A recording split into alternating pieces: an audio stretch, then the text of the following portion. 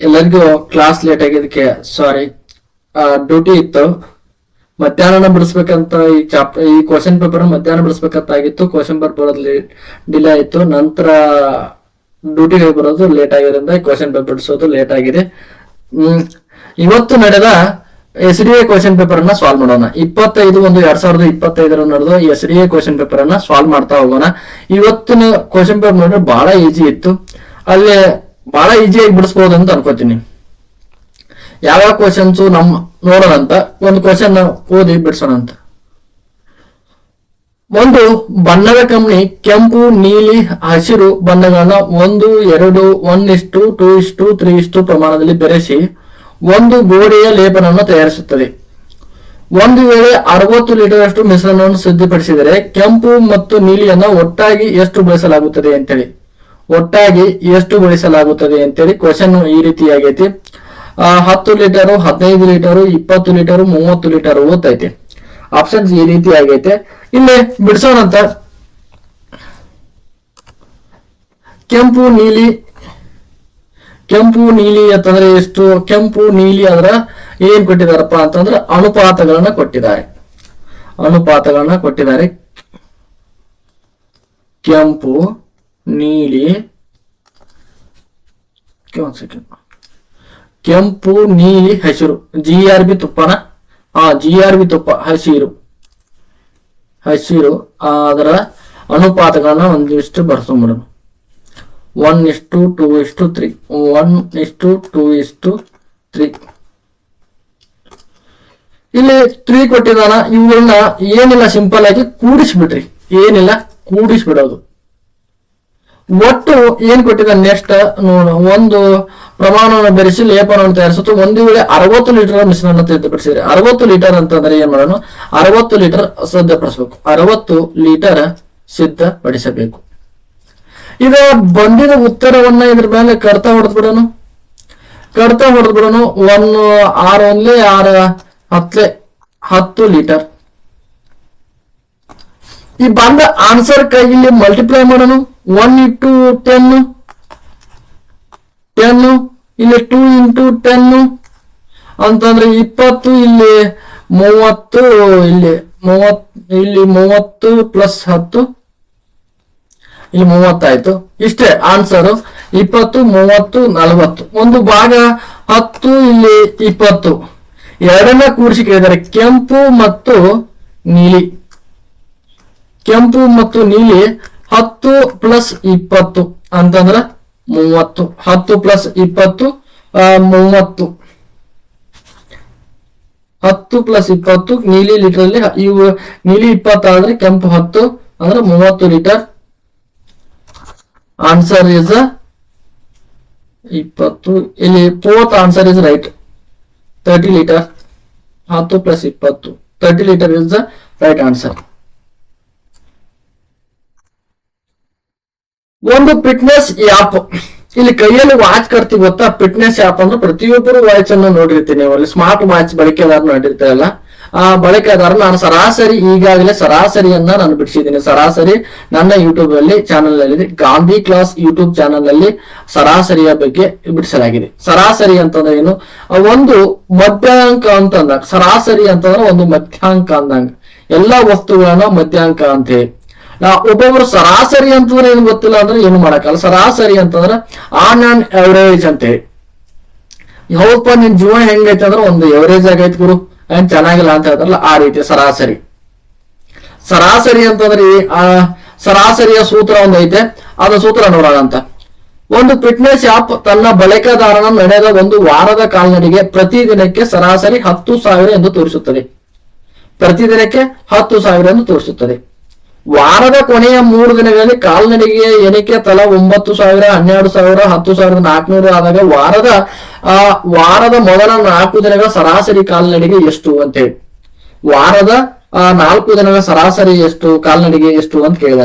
9,600, 9,500, 9,560, 9,650 ಹಿಂಗಿದೆ. ಒಂದು ಫಸ್ಟ್ ಏನಪ್ಪಾ ಅಂತಂದ್ರೆ ಇಲ್ಲಿ ವಾರಕ್ಕೆ ಎಷ್ಟು ದಿನಗಳು ಅಂತ ಗೊತ್ತಿರ್ಬೇಕು ಎಲ್ಲರಿಗೆ. ವಾರಕ್ಕೆ ಎಷ್ಟು ದಿನ ಅಂತ ಇದನ್ನ ಈಸಿಲಿ ಸಾಲ್ವ್ ಮಾಡಬಹುದು. ವಾರಕ್ಕೆ 7 ದಿನ. 7 ದಿನ ಅಂತಂದ್ರೆ ವಾರಕ್ಕೆ ಸರಾಸರಿ ಅಂದ್ರೆ 7 ದಿನ 10 ದಿನ 10,000 ತೋರಿಸ್ತೈತಿ. ಇಲ್ಲಿ 3 ದಿನಗಳಲ್ಲಿ ತಲಾ 9,000 12,000 ಇದು ಕೊನೆಯ 3 ದಿನದ ಕೊಟ್ಟಿದ್ದಾನೆ. ಕೊನೆಯ 3 ದಿನದ ಕೊಟ್ಟಿದ್ದಾನೆ. ನಾವು 4 ದಿನಗಳ ಸರಾಸರಿಯನ್ನ ನಾವು ಕಂಡುಹಿಡಿಬೇಕಾಗಿತ್ತು. 4 ದಿನಗಳ ಸರಾಸರಿ ಅಂತ ಕಂಡುಹಿಡಿಬೇಕಾಗೈತಿ. ಒಂದು ದಿನಕ್ಕೆ ಸರಾಸರಿ ಎಷ್ಟು? 7 ದಿನ ಅಂತಂದ್ರೆ 10,000. 10,000 7 ದಿನಕ್ಕೆ ಅಂದ್ರೆ ಒಂದು ವಾರಕ್ಕೆ 7 ದಿನ. 7 ದಿನನ ಅಂದ್ರೆ ಆ ಸರಾಸರಿ 10,000 ಐತಿ. ಆ 10,000 ಅಂದ್ರೆ ಎಷ್ಟು ಅಂತಂದ್ರೆ 10,000. ಏನ ಮಾಡಿದ್ರು ಒಂದಿನಕ್ಕೆ 10,000 ಬರ್ಬೇಕಂತೇಳಿ ಅದು ಎವರೇಜ್ 10,000. ಎಲ್ಲಾ ಕೂಡಿದ್ರೆ 7 × 10,000 70,000 ಕಾಲ್ನಡಿಗೆ. 70,000 ಕಾಲ್ನಡಿಗಳು. ಒಂದು 70,000 ಕಾಲ್ನಡಿಗೆ. ಒಂದು ವಾರಕ್ಕೆ 70,000 ಆದ್ರೆ ಇಲ್ಲಿ ಅವರು ಕೊನೆಯ 3 ದಿನದ ಕೊಟ್ಟಿದ್ದಾರೆ. ಕೊನೆಯ 3 ದಿನದ ಸರಾಸರಿ ಕೊಟ್ಟಿದ್ದಾರೆ. ಕೊನೆಯ 3 ದಿನದ ಎಷ್ಟಪ್ಪ ಅಂತಂದ್ರೆ ಕೊನೆಯ 3 ದಿನದ್ದು 9,000 ಪ್ಲಸ್ 12,000 ಪ್ಲಸ್ 10,400. 10,400 ಕೊಟ್ಟಿದ್ದಾರೆ. 10,400 9,000 11 21,000 12 ಪ್ಲಸ್ 9 11 21 ಒಂದು ಅಂದ್ರೆ ಇಲ್ಲಿ 10 ಇಲ್ಲಿ 4 9,400 9,400 22,000 ಪ್ಲಸ್ 9 ಅಂತಂದ್ರೆ ಎಷ್ಟಾಗುತ್ತೆ? 31,400. 31,400 ಕಿಲೋಮೀಟರ್ ಆಗಿದೆ. ನಾವು 3 ದಿನ ಕೊಟ್ಟಿದ್ದಾನೆ. 3 - 3 ದಿನ ಕೊಟ್ಟಿದ್ದಾನೆ. ಇಲ್ಲಿ ಒಂದು ವಾರಕ್ಕೆ 7 ದಿನ ಇದೆ. ಇಲ್ಲಿ 7 ಮೈನಸ್ ಅಂತಂದ್ರೆ 70,000 ಮೈನಸ್ 31,400. 31,400 ಒಂದರಲ್ಲಿ 1 ಮೈನಸ್ ಮಾಡೋಣ. 31,400 ಅಂತಂದ್ರೆ ಎಷ್ಟು ಉಳಿತು? ಇಲ್ಲಿ 38,600 ಉಳಿತು. ಇಲ್ಲಿ ಕೊನೆಯ 4 ದಿನ ಅಂತ 4 ದಿನಗಳು ಒಟ್ಟು 4 ದಿನಗಳ ಇದು 4 ದಿನಗಳ ಅಂತೇಳಿ ಐತಿ. 70,004 ಅಂತಂದ್ರೆ ಐತಿ. ಇಲ್ಲಿ ಮೈನಸ್ ಮಾಡೋಕಾಗೈತಿ. 31,400 ಅಂದ್ರೆ 4 ದಿನಕ್ಕೆ ಎಷ್ಟು? 38,600 ಆಗುತ್ತದೆ. 38,600 ಈ 4 ದಿನ ಐತೆ. 4 ದಿನ ಅಂತಂದ್ರೆ ಡಿವೈಡಿಂಗ್ ಬೈ 4 ದಿನದ ಕೂಡ ಐತೆ ಅದು. ಹಾಗಾಗಿ ನಾವು ಇದನ್ನ 4ರಿಂದ ಡಿವೈಡಿಂಗ್ ಬೈ ಮಾಡೋಣಂತೆ. 4ರಿಂದ ಡಿವೈಡಿಂಗ್ ಬೈ ಮಾಡಿದರೆ 9,600. 9,600 ಮೊದಲ 6 ದಿನಗಳ ಸರಾಸರಿ ಕಾಲ್ನಡಿಗೆ ಎಷ್ಟು ಅಂತ ಕೇಳಿದಾನಲ್ಲ, 9,650 ಆಯ್ತಾ. Answer D is the right answer. 9,650. ಏನಿಲ್ಲ, ಒಂದು ವಾರಕ್ಕೆ 7 ದಿನ 10,000 70,000 ಆಯ್ತು. 70,000 3 ಕೂಡಿಸಿದ್ರೆ ಒಂದು ಮೈನಸ್ ಮಾಡಿದ್ರೆ ಡಿವೈಡಿಂಗ್ ಬೈ 4 ಮೈನಸ್ ಮಾಡಿದ್ರೆ ಡಿವೈಡಿಂಗ್ ಆಗುತ್ತೆ. ಇಲ್ಲಿ ನಾನು ಸರಾಸರಿ ಆಲ್ರೆಡಿ ನನ್ನ ಯೂಟ್ಯೂಬ್ ಚಾನಲ್ ಅಲ್ಲಿ ಇದೆ, ಗಾಂಧಿ ಕ್ಲಾಸ್ ಟ್ಯುಟೋರಿಯಲ್ ಕ್ಲಾಸ್ ಅಲ್ಲಿ ಕಂಪ್ಲೀಟ್ ಆಗಿ ಸರಾಸರಿಯ ಬಗ್ಗೆ ಹೇಳಿದ್ದೀನಿ. ನೋಡ್ಬೋದು, ಚೆಕ್ ಮಾಡ್ಕೊಳ್ಳಿ ಒಂದ್ಸಲ. ಡಿಸ್ಕ್ರಿಪ್ಷನ್ ಬಾಕ್ಸ್ ಅಲ್ಲಿ ಇದರದ ಲಿಂಕ್ ಹಾಕಿರ್ತೀನಿ, ಬೇಕಾದ್ರೆ ನೋಡ್ಕೋಬಹುದು. ಒಂದು ನಿರ್ದಿಷ್ಟ ಭಾಷೆಯ ಲಕ್ಕಿಯನ್ನ NSEER ಅಂತೇಳಿ ಎಂದು ಕೋಡ್ ಮಾಡಿದ್ದಾರೆ. ಆ ಭಾಷೆಯನ್ನ ಹ್ಯಾಪಿ ಎಂದು ಹೇಗೆ ಮಾಡಲಾಗುತ್ತದೆ ಅಂತೇಳಿ. ಹ್ಯಾಪಿ ಎಂದು ಹೇಗೆ ಮಾಡಲಾಗುತ್ತದೆ? ನಮ್ದು ಗಾಂಧಿ ಕ್ಲಾಸ್ ಯೂಟ್ಯೂಬ್ ಚಾನಲ್ ಆಗಿರೋದ್ರಿಂದ ಗಾಂಧಿ ಕ್ಲಾಸ್ ಅಂದ್ರೆ ಸೆಕೆಂಡ್ ಕ್ಲಾಸ್ ಅಂತೇಳಿ ನಮ್ದು. ಗಾಂಧಿ ಕ್ಲಾಸ್ ಅಂದ್ರೆ ಸೆಕೆಂಡ್ ಕ್ಲಾಸ್ ಅಂತೇಳಿ ನಮ್ದು. ಏನಿಲ್ಲ, ನೀವು ಎಕ್ಸಾಮ್ ಒಳಗೆ ಕನ್ಫ್ಯೂಸ್ ಆಗ್ತಾ ಇದ್ರೆ ಏನಿಲ್ಲ, ABCDEFGHIJK ಬರ್ಕೊಂಡ್ಬಿಡೋದು. ABCD ನಮಗ್ ಒಬ್ಬರು ಗೊತ್ತಿರುತ್ತೆ ಡೈರೆಕ್ಟ್ ಆಗಿ, ಬಟ್ ಈ ಮೆಥಡ್ ಅವ್ರು ಫಾಲೋ ಮಾಡೋದು. ಒಬ್ಬರು ಗೊತ್ತಿರೋದಿಲ್ಲ, ಅವ್ರು ಎಕ್ಸಾಮ್ ನಿಮ್ಗೆ ಇದ್ರ ಬಗ್ಗೆನೇ ಗೊತ್ತಿಲ್ಪ ಅನ್ನೋರ್ಗೆ ಈ ಕ್ವೆಶನ್ ಹೇಳ್ತಾ ಇದ್ದೀನಿ ನಾನು.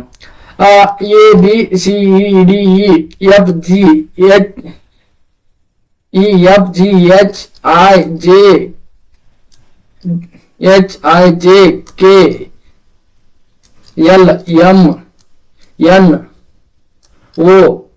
PQRSTUVWXYZ ಇಲ್ಲಿ ಯಾವ ಸಂಖ್ಯೆ ಆದ ನಂತರ ಯಾವ ಸಂಖ್ಯೆ ಗೊತ್ತಾಗತ್ತೆ, ಇಲ್ಲ 1 2 3 ಹಿಂಗ್ ಬರ್ಕೊಂಡ್ಬಿಡ್ಬೋದು, 4 5 6 ಹಿಂಗ್ ಬರ್ಕೊಂಡ್ಬಿಡ್ಬೋದು.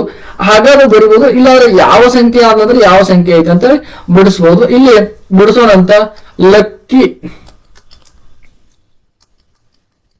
ಇದು ಬಿಡಿಸಿ ಇಲ್ಲಿ ಇದ್ರ ಕೆಳಗಡೆ NSEIA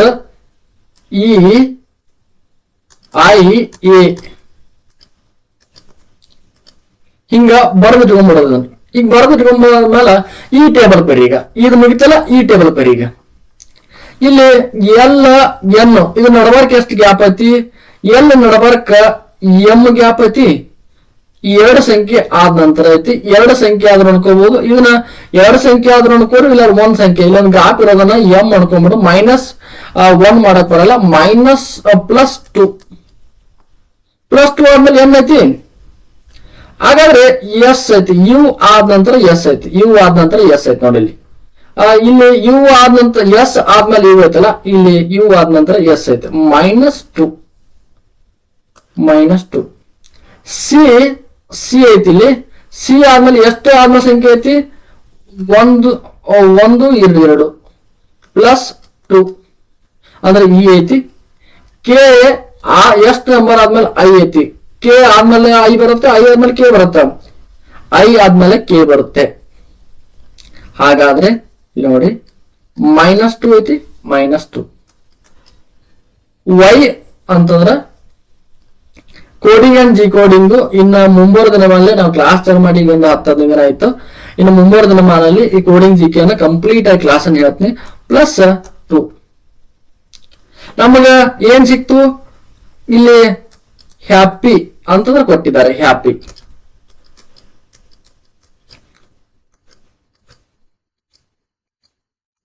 ಹೌದಾ, ನಮಗೊಂದು ಸೂತ್ರ ಸಿಕ್ತ -2 +2 -2 +2. ಎಚ್ ಆದ್ಮೇಲೆ +2, ಎಚ್ ಆದ್ಮೇಲೆ H 1 2 ಜೆ, ಫಸ್ಟ್ ಜೆ. ಇನ್ನ -2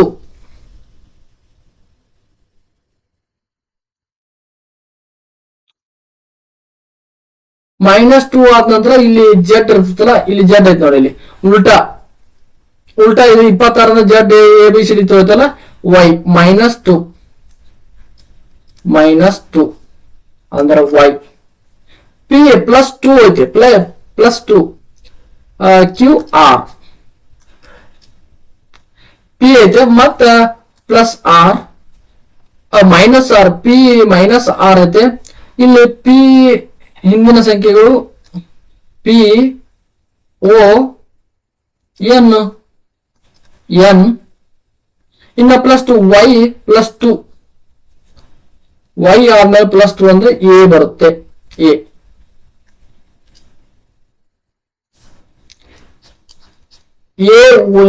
ಇಸ್ ದ ರೈಟ್ ಆನ್ಸರ್. 3ನೇ ಕ್ವಶನ್ಗೆ A is the right answer. Today 3ನೇ ಕ್ವಶನ್ ಅಲ್ಲಿ ಏನಿದೆಯಲ್ಲ ಆ ಕ್ವಶನ್ ನಿಮ್ಗೆ ತೋರಿಸ್ಬೇಕಾದ್ರೆ A is the right answer. ಒಂದು ನಗರದ ಮೆಟ್ರೋ ಪ್ರಯಾಣ ದರ ನಿಗದಿತ ದರ ಮತ್ತು ಪ್ರಯಾಣ ದರಕ್ಕೆ ನಿಗದಿಪಡಿಸಿದ ದರವನ್ನ ಒಳಗೊಂಡಿರ್ತದೆ.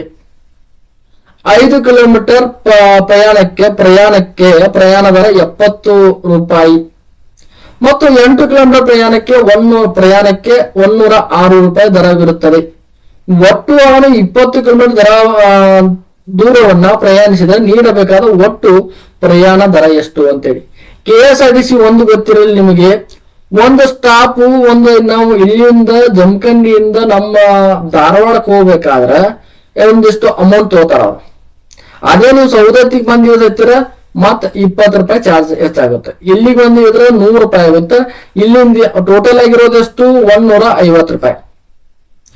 150 ಅನ್ಕೊಂಡ್ರೆ ನಾವು ಒಂದು ಸ್ಟಾಪಿಗೆ ಬಂದಿಳಿದ್ರೆ ಸೌದತ್ತಿಗೆ ಬಂದಿಳಿದ್ರೆ 100 ಆಗುತ್ತೆ, ಮ್ಯಾಲಿಂದ ಈ ಕಡೆ ಆದ್ರೆ 50 ಇರುತ್ತೆ.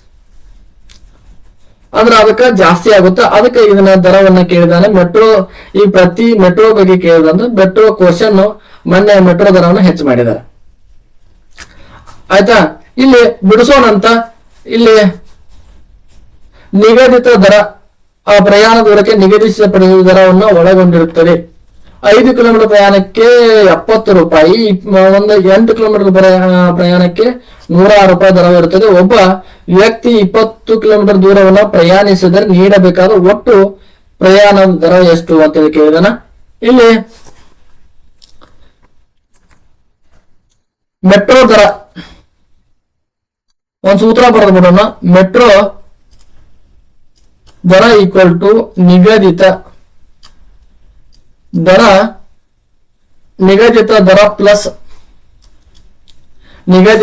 ಪ್ಲಸ್ ಪ್ರತಿ ಕಿಲೋಮೀಟರ್ಗೆ ದರ, ಪ್ರತಿ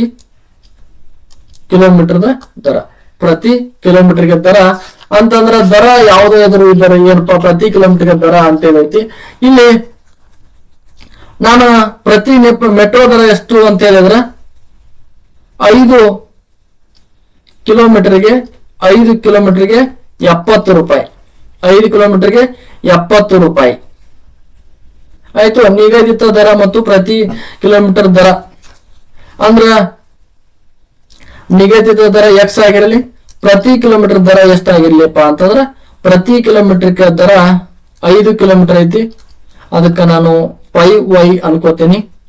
ಮೆಟ್ರೋ ದರ ಎಷ್ಟು ಅಂದ್ರ 70 x plus 5y equal to 70 equation number 1 ಅನ್ಕೊಳ್ಳೋಣ. ಅವರ ಕೊಟ್ಟಿದ್ದಾರೆ ಇಲ್ಲಿ ಅವರ ಕೊಟ್ಟಿದ್ದಾರೆ ನೋಡ್ರಿ.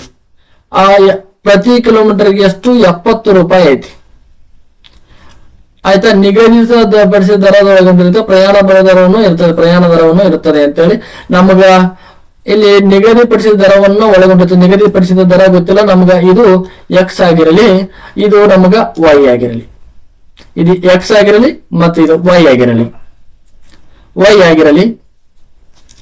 ಇಲ್ಲಿ 70 ಆಗಿರಲಿ. ನಂತರ ಏನ್ ಕೊಟ್ಟಿದ್ದಾನ ಅಂತಂದ್ರ ಆ 8 ಕಿಲೋಮೀಟರ್ ಇಲ್ಲಿ ನಿಗದಿತಪಡಿಸಿದ ದರ ನಮಗೆ ಎಕ್ಸ್ ಆಗಿರಲಿ, ಪ್ರತಿ ಕಿಲೋಮೀಟರ್ ದರ ವೈ ಆಗಿರಲಿ ಅಂತಂದ್ರ ಮೆಟ್ರೋ ದರ ಎಷ್ಟು ಅಂತ ಕೊಟ್ಟಿದ್ದಾನೆ, ಮೆಟ್ರೋ ದರ 70 ಅಂತ ಕೊಟ್ಟಿದ್ದಾನೆ, ಮೆಟ್ರೋ ದರ ಬರ್ದಿದ್ದೀನಿ plus 8 kilometre y equal to 106 1 second 106 ಐತೆ, 106 equation number 2. Equation number 1 and 2 subtraction ಅಂತೇಳಿ ಒಂದರಲ್ಲಿ ಒಂದನ್ನ ಕಳೆಯೋಣ ಅಂತ. Subtraction equation number 1 and 2, equation number 1 and 2 ಇಲ್ಲಿ ಪ್ಲಸ್ ಇದರನ್ನ ಇಲ್ಲಿ ಚಿಹ್ನೆಗಳನ್ನ ಬದಲಾವಣೆ ಮಾಡಿ, ಏನೂ ಇಲ್ಲ ಅಂದ್ರೆ ಪ್ಲಸ್ ಇರುತ್ತೆ, ಇಲ್ಲಿ ಪ್ಲಸ್ ಇರುತ್ತೆ, ಹಾಗಾಗಿ ಇದು ಮೈನಸ್ ಆಗುತ್ತೆ. ಇಲ್ಲಿ ಎಕ್ಸ್ ಈ ಎಕ್ಸ್ ಹೋಗುತ್ತೆ, ಈ ಎಕ್ಸ್ ಹೋಗುತ್ತೆ. ಇಲ್ಲಿ 5y ಮೈನಸ್ 8y ಅಂತಂದ್ರೆ 3y ಆಗುತ್ತೆ. ಇಲ್ಲಿ 106 ಒಳಗ ಇಲ್ಲಿ 100 ಒಳಗ 70 ಆದ್ರೆ 30 ಮೇಲೆ 6 36 y ಈಕ್ವಲ್ ಟು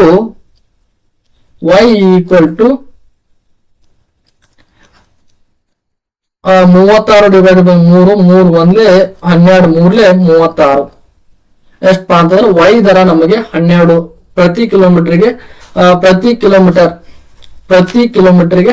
ರೂಪಾಯಿ, ಪ್ರತಿ ಕಿಲೋಮೀಟರ್ಗೆ 12 ರೂಪಾಯಿ.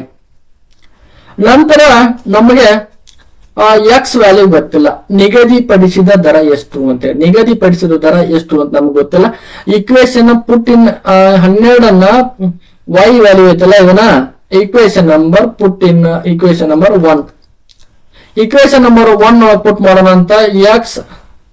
X plus 5y equal to 70 ಅಂತಂದ್ರೆ ಎಕ್ಸ್ ಗೊತ್ತಿಲ್ಲ, 5 ಇಂಟು 12 ಈಕ್ವಲ್ ಟು 70,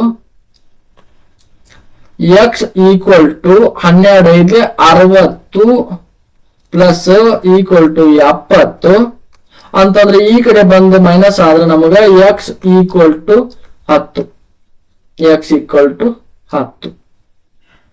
ನಮಗ ಇನ್ನೊಂದು ಕ್ವಶನ್ ಕೇಳಿದ ಲಾಸ್ಟ್ ಒಂದೈತೆ, ಇಲ್ಲಿ ಇದು ಮುಗಿತೀಗ.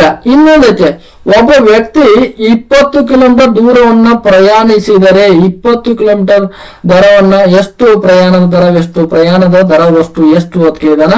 ಇಲ್ಲಿ ನೋಡೋಣಂತ. ಈಗಿನ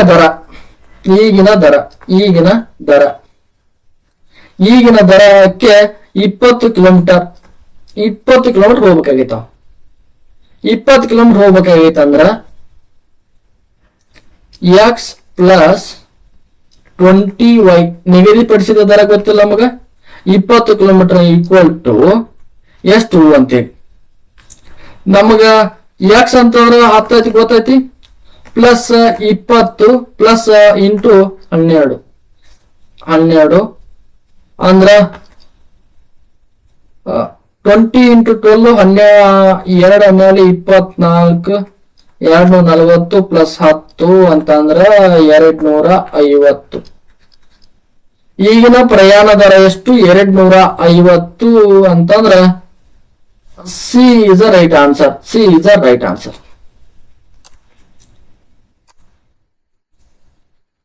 ಒಬ್ಬ ಮನುಷ್ಯ ಕೆಲವು ಕಿತ್ತಳೆ ಹಣ್ಣನ್ನ 30 ರೂಪಾಯಿಗೆ ಡಜನ್ ಅನ್ನ ಖರೀದಿಸುತ್ತಾನೆ. ಅಷ್ಟೇ ಸಂಖ್ಯೆಯ ಕಿತ್ತಳೆ ಹಣ್ಣನ್ನ 25ಕ್ಕೆ ಪ್ರತಿ ಡಜನ್ ನಂತೆ ಖರೀದಿಸಿದ್ದಾನೆ. ಅವನು ಆ ಹಣ್ಣುಗಳನ್ನ 32ಕ್ಕೆ ಡಜನ್ ನಂತೆ ಮಾರಾಟ ಮಾಡಿದನು. ಲಾಭ ಮತ್ತು ನಷ್ಟ, ಪ್ರಾಫಿಟ್ ಅಂಡ್ ಲಾಸ್ ಅಂತ ಆಲ್ರೆಡಿ ನಾನು ಚಾಪ್ಟರ್ ಮಾಡಿದೀನಿ. ಗಾಂಧಿ ಕ್ಲಾಸ್ ಯೂಟ್ಯೂಬ್ ಚಾನಲ್ ಅಲ್ಲಿ ಈ ಕ್ಲಾಸಸ್ ಇದಾವೆ. ಈಜಿ ಅನ್ಸಿದ್ರೆ ನಮ್ಮ ಕ್ಲಾಸ್ ಅನ್ನ ಫಾಲೋ ಮಾಡಬಹುದು. ನಿಮಗೆ ಇಷ್ಟ ಆಗಿದ್ರೆ ನಿಮ್ ಫ್ರೆಂಡ್ಸ್ಗೆ ಶೇರ್ ಮಾಡಬಹುದು, ಲೈಕ್ ಒತ್ತಬಹುದು ಅಂತ ಹೇಳ್ತಾ ಕ್ಲಾಸ್ ಅನ್ನ ಕಂಟಿನ್ಯೂ ಮಾಡೋಣ. ಅವನು ಬಡ್ದಂತ ಲಾಭ ಎಷ್ಟು? 270 ರೂಪಾಯಿ. 270 ರೂಪಾಯಿ. ಅವನು ಖರೀದಿಸಿದ ಕಿತ್ತಳೆ ಹಣ್ಣುಗಳ ಸಂಖ್ಯೆ ಎಷ್ಟು ಅಂತ. ಕಿತ್ತಳೆ ಹಣ್ಣುಗಳ ಸಂಖ್ಯೆ ಎಷ್ಟು? A 60 dozen, B 45 dozen, C 50 dozen, 4 70 dozen ಅಂತೇಳಿ ಕೊಟ್ಟಿದ್ದಾರೆ. ಇಲ್ಲಿ ಯಾವ ಎಷ್ಟಿದೆ ಅಂತ ನೋಡೋಣ. ಬಿಡಿಸುವ ಕ್ರಮವನ್ನ ನೋಡೋಣ. ಇದನ್ನ ಎಷ್ಟು? ಒಂದು ಸಟ್ ಕಿತ್ತಳೆ ತೋತಾನ. ಮೊದಲಿಗೆ ಕಿತ್ತಳೆ ತೋತಾನ. ಪ್ರತಿ ಡಜನಿಗೆ 25 ರೂಪಾಯಿ ಕೊಡ್ತಾನೆ. ಎರಡನೇ ಸಲ ತೋತಾನು ಪ್ರತಿ ಡಜನ್ ಅಂತಂದ್ರ ಎಷ್ಟು? 30 ರೂಪಾಯಿ ಕೊಡ್ತಾನ. ಹೌದಲ್ರಿ? ಫಸ್ಟ್ ತಗೊಂಡಾಗ 30 ಕೊಟ್ಟಾನೆ. ಸಾರಿ 30 ಕೊಟ್ಟಾನೆ. 30 ಕೊಟ್ಟಾನೆ. ಎರಡನೇ ಸಲ ತಗೊಂಡಾಗ 25 ಕೊಟ್ಟಾನೆ. ಹಾಗಾದ್ರೆ ಈ ಎರಡು ಕೂಡಿಸಿದ್ರೆ ಎಷ್ಟು? 55 ರೂಪಾಯಿ. ಅವನು 2 ಸಲ ತಗೊಂಡ್ರಿ. ಹಾಗಾದ್ರೆ 2x ಅನ್ಕೊಳ್ಳೋಣ. 2 ಸಲ ತಗೊಂಡಾನು, 2x ತಗೊಂಡಾನು. ಎಷ್ಟು ತಗೊಂಡಾನು ಗೊತ್ತಿಲ್ಲ, ಎಷ್ಟು ಡಜನ್ ತಗೊಂಡಲ್ಲ. ಒಂದು ಡಜನ್ ಪ್ರತಿ ಡಜನ್ ಅಂತ ತಗೊಂಡಾನು. ಆ ಎಷ್ಟು ಡಜನ್ ಗೊತ್ತಿಲ್ಲ ನಮಗ. ಆ ಸಂಖ್ಯೆ ಫಸ್ಟ್ ಆ ಸಂಖ್ಯೆ ನಮಗೆ x ಆಗಿರಲಿ. ಎಷ್ಟು ಡಜನ್ ತಗೊಂಡಾನು ಗೊತ್ತಿಲ್ಲ. ಅವ ಎಷ್ಟು ಡಜನ್ ತಗೊಂಡಾನ ಅಂತ ಖರೀದಿಸಿದ ಕಿತ್ತಳೆ ಹಣ್ಣುಗಳ ಸಂಖ್ಯೆ, ಒಟ್ಟು ಸಂಖ್ಯೆ ಎಷ್ಟು ಅಂತೇಳಿ ಖರೀದಿಸಿದ ಸಂಖ್ಯೆ ಕೇಳಿದಾನ. ಒಂದ್ಸಲ 25 ರೂಪಾಯಿ ಕೊಟ್ಟು ಪ್ರತಿ ಡಜನ್ ತಗೊಂಡಾನು. ಸೆಕೆಂಡ್ ಟೈಮ್ ತಗೊಂಡಾಗ 30 ಕೊಟ್ಟಾನ. ಅದ್ 30 ಕೊಡ್ಲಿ 50 ಕೊಡ್ಲಿ ಆಮೇಲೆ ತೋತಾನು ಅಂದವ್ರು ಒಟ್ಟು ರೂಪಾಯಿ 55 ರೂಪಾಯಿ ಕೊಟ್ಟು ಇಂಟು ಎಕ್ಸ್ ಅನ್ಕೊಳ್ಳಿ. ಇದಕ್ಕೆ 55 ಇಂಟು ಎಕ್ಸ್ ಅಷ್ಟು ರೊಕ್ಕ ಕೊಟ್ಟು ಎಷ್ಟು ಡಜನ್ ಅಂತ ತಗೊಂಡ ನಾವು. ಇಲ್ಲಿ 2 ಸಲ ತಗೊಂಡ 2x ಅನ್ಕೊಳ್ಳಿ. ಇಲ್ಲಿ ಇದನ್ನ 2x ಅನ್ಕೊಳ್ಳಿ. 2x ಲಾಭ ಎಷ್ಟು? ಅವನು ಪಡೆದಂತ ಲಾಭ ಎಷ್ಟು ಅಂತ ಕೊಟ್ಟಾನ. ಇಲ್ಲಿ 270 ರೂಪಾಯಿ. 270 ರೂಪಾಯಿ ಅವನು ಮಾರಾಟ ಮಾಡಿದ ದರ ಕೊಟ್ಟಿದ್ದಾನೆ. ಮಾರಾಟ ಮಾಡಿದ ದರ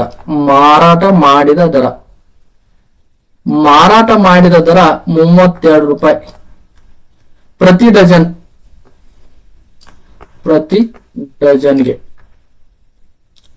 32 ರೂಪಾಯಿ ಅಂತ ಮಾರಾಟ ಮಾಡಿದಾನ ಅಂತಂದ್ರ ಇಲ್ಲಿ ಮಾರಾಟದ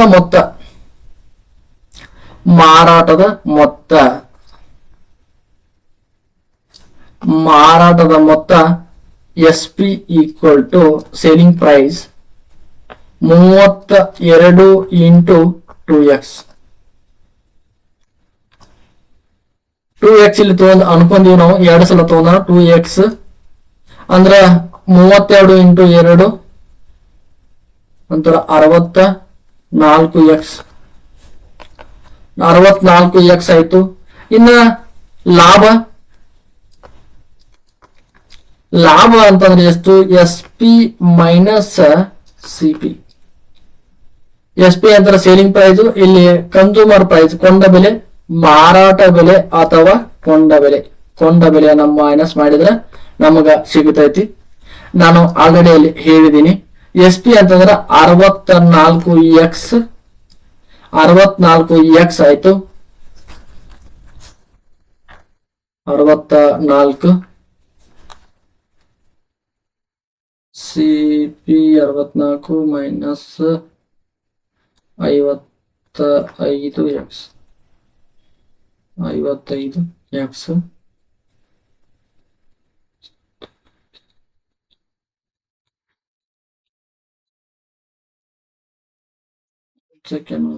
ಪ್ರತಿ 90 ಪ್ರತಿ ಡಜನ್ ಮಾರಾಟ ಮಾಡಿದ್ದಾನೆ. ಒಟ್ಟು ಹಣ್ಣುಗಳ ಸಂಖ್ಯೆ ಇಲ್ಲಿ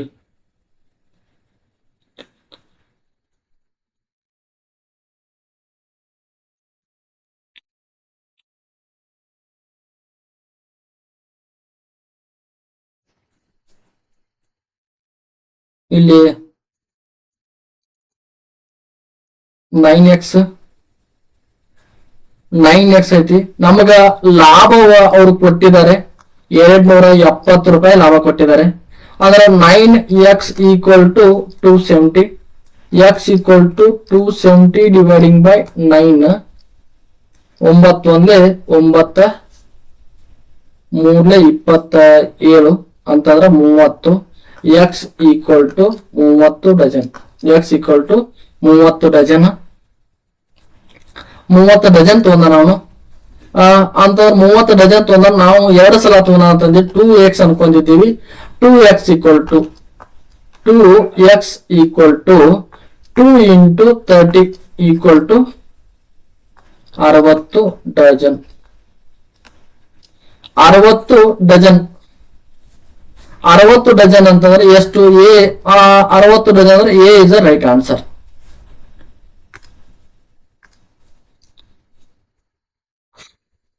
ಕರೆಕ್ಟ್ ಅಲ್ಲ? ಹಾ, ಕರೆಕ್ಟ್ ಇದೆ.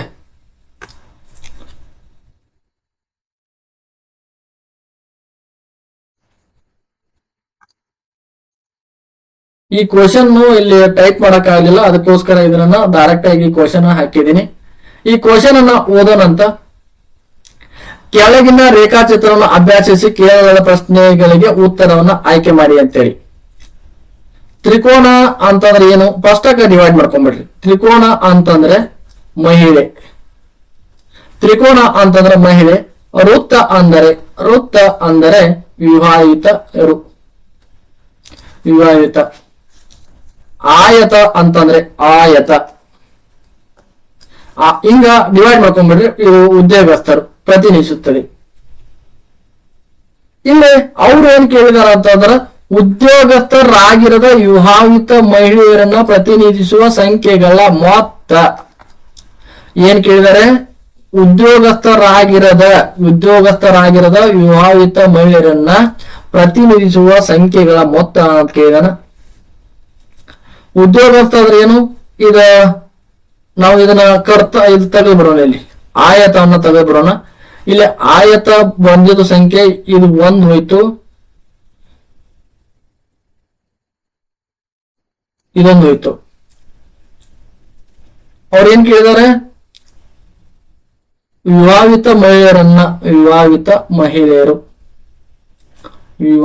ಮಹಿಳೆಯರು ಅಂತಂದ್ರ ತ್ರಿಭುಜ ಮಹಿಳೆ ತ್ರಿಭುಜ ಪ್ಲಸ್ ಸಂಖ್ಯೆ. ಇಲ್ಲಿ 4+2 ಮೊತ್ತ ಕೇಳಿದಾನೆ ಅಂತಂದ್ರೆ 1 ಹೇಳ್ಬೋದಾಗಿತ್ತು. ಇದು ಇಲ್ಲಿ ಸರ್ಕಲ್ ಒಳಗೈತೆ. ಇದು ಸರ್ಕಲ್ ಇಲ್ಲಿಂದ ಬರುತ್ತಲ್ಲ, ಇದು ಸರ್ಕಲ್ ಇಲ್ಲಿಂದ ಬರೋದ್ರಿಂದ ಇಲ್ಲಿ 2 ಐತಿ ಮತ್ತು ಇಲ್ಲಿ 4 ಐತೆ. ಹಾಗಾದ್ರೆ answer is 6. Fourth one answer is D is the right answer. 6 is the right answer. Next question ನೋಡೋಣಂತ. ತ್ರಿಭುಜಗಳ ಕೋನಗಳು 3:2:7 ಅನುಪಾತದಲ್ಲಿದ್ರೆ ಆ ತ್ರಿಭುಜದ ಕೋನಗಳೆಷ್ಟು ಅಂತೇಳಿ.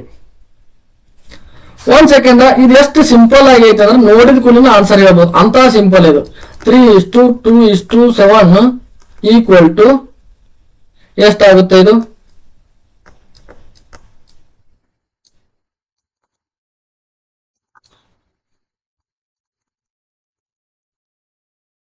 5+7 ಅಂತಂದ್ರೆ 12 ಆಯ್ತು. ತ್ರಿಭುಜಗಳ ಒಳಕೋನಗಳ ಮೊತ್ತ ನಮಗೊಂದು ಕಾಮನ್ ಗೊತ್ತಿರಬೇಕು. ಒಟ್ಟು ತ್ರಿಭುಜಗಳ ಒಳ ಕೋನಗಳ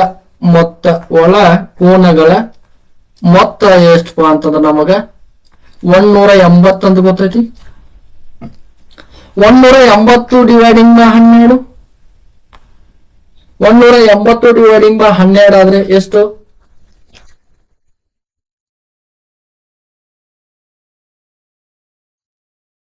12 ಒಂದ್ಲೆ 12 ಎಷ್ಟಲೆ?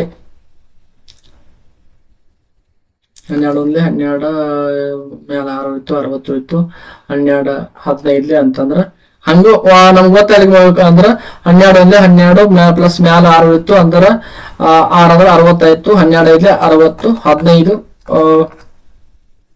ಮೊತ್ತ 15 ಬಂತು. ಇನ್ನ ನಾವೇನ್ ಮಾಡೋಣ ಅಂತಂದ್ರ ಈ 3ಕ್ಕ 15 ಇಂಟು ಮಾಡ್ರಿ. ಹಂಗ ನೆಕ್ಸ್ಟ್ 15 2ಕ್ಕೆ 15, 7ಕ್ಕೆ 15, 3 ಇಂಟು 15 45, 2 ಇಂಟು 15 30, 7 ಇಂಟು 15 105. 2 ಗೊತ್ತಾದ್ರೆ 3ನೇದ ಆರಾಮ್ ಸರಿಯಾಗಿ ಗೊತ್ತಾಗುತ್ತೆ. A is the right answer. ಎಲ್ಲವೂ ಎ ಬಂದಂಗಿದೆ, ಎ ಮತ್ತು ಡಿ. ಇಲ್ಲಿ 45 30 105 is the right answer. Next ಒಂದು ಕ್ವಶನ್ ಹಾಕೊಂಡ್ ಬರ್ಲಿಲ್ಲ. ಅದು ಯಾವ ಕ್ವಶನ್ ಅಂತಂದ್ರೆ ಕ್ವಶನ್ ಪೇಪರ್ ಇಲ್ಲ, ಅಲ್ಲಿ ಎ ಮತ್ತು ಬಿ. ಒಂದ್ second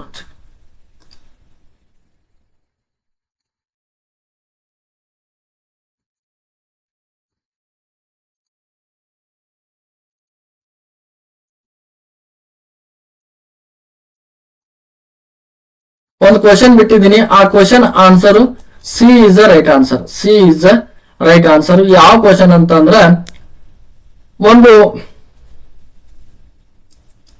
C is the right answer. ಅಲ್ಲಿ ರ್ಯಾಂಕ್ ವೈಸ್ ಕೊಟ್ಟಿದ್ದಾನೆ, ರ್ಯಾಂಕ್ ಕೇಳಿದಾನಲ್ಲ, ಆ ರ್ಯಾಂಕ್ ಇಂದ answer C is the right answer. Question paper ಅಲ್ಲಿ ಕ್ವಶನ್ ಹಾಕೋದ್ ಮಾಡ್ಬಿಟ್ಟೆ, ಅದ್ರ answer C is the right answer. ನಮ್ಮ ಕ್ಲಾಸ್ಗಳು ನಿಮ್ಗೆ ಇಷ್ಟ ಆಗಿದ್ದರೆ ಲೈಕ್ ಮಾಡಿ, ಶೇರ್ ಮಾಡಿ, ನಿಮ್ಮ ಫ್ರೆಂಡ್ಸ್ಗೆ ಆದಷ್ಟು ಶೇರ್ ಮಾಡಿ ಅಂತ ಹೇಳ್ತಾ ಧನ್ಯವಾದಗಳು.